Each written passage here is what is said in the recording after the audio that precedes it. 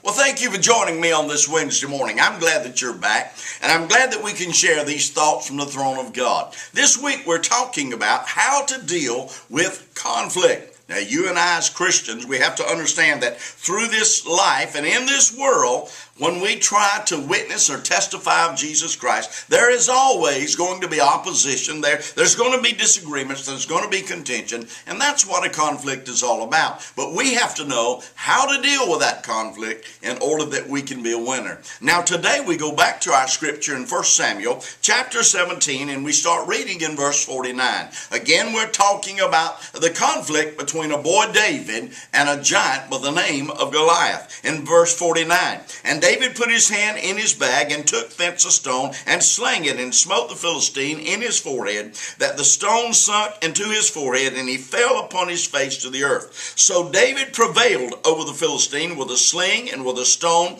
and smote the Philistine and slew him, but there was no sword in the hand of David.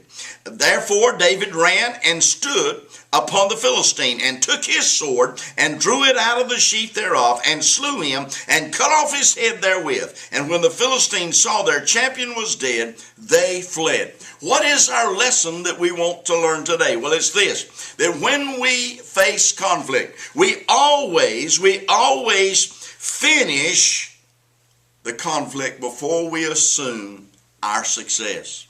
We always finish it. We make sure that conflict is finished before we assume success in it.